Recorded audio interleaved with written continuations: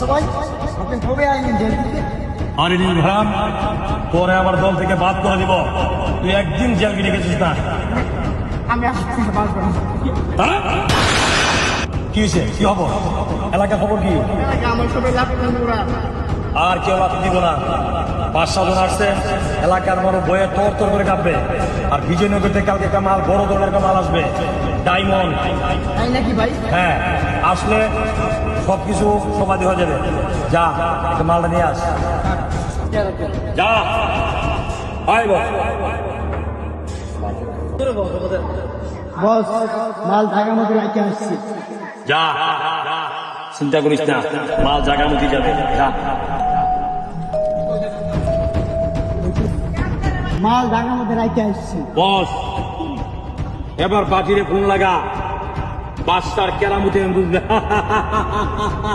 চল, এবার বাদশার খেলা দেখবি। ওই ফোন লাগা। ধরেন বস, পাঠিয়ে ফোন দিলাম। আয় সুলতান, মাল আয় পড়ছে, তুই জায়গার মধ্যে আ, আমার মাল নিয়ে যা। আয় চল। সুলতান আয় পড়ছে। ওয়ালাইকুম সালাম। ভাই 5 লাখ টাকার মাল লাগবে। টাকা আছে? টাকা কই? জি ভাই, এখানে 50,000 টাকা আছে। আর বাদ বাকি টাকা পরে পেমেন্ট করে দিবেন। কথা ঠিক থাকবো তো? জি ভাই। কিন্তু বাদশার কিন্তু এক জবান নাই, একবারে খাইয়া বলাম। না ভাই, কোনো মিস হইব না ভাই। এই লালু বস, ব্যাগ দে। ধরেন বস। সব ঠিক আছে তো? ঠিক আছে। নেন, এখানে পুরা মাল আছে। ধরেন ক্যাশ।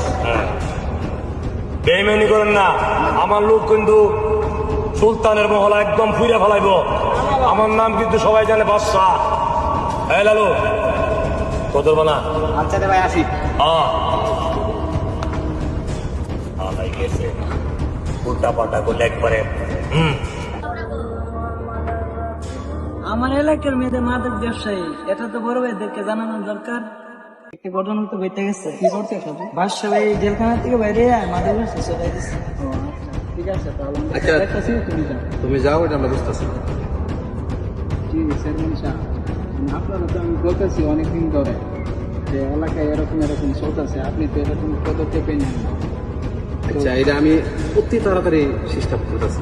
বাদশা ভাই আমার যত ভাই বেড়াদ আছে, ছোট ভাই বেড়াদ আছে, সবাইকে তুমি ডাকাও, আমি এটা অতি তাড়াতাড়ি চেষ্টা করবো। তাহলে আমরা একটা দিন তারিখ করি। দিন তারিখ বলতে এটা আজকের ভিতরে শেষ করলাম।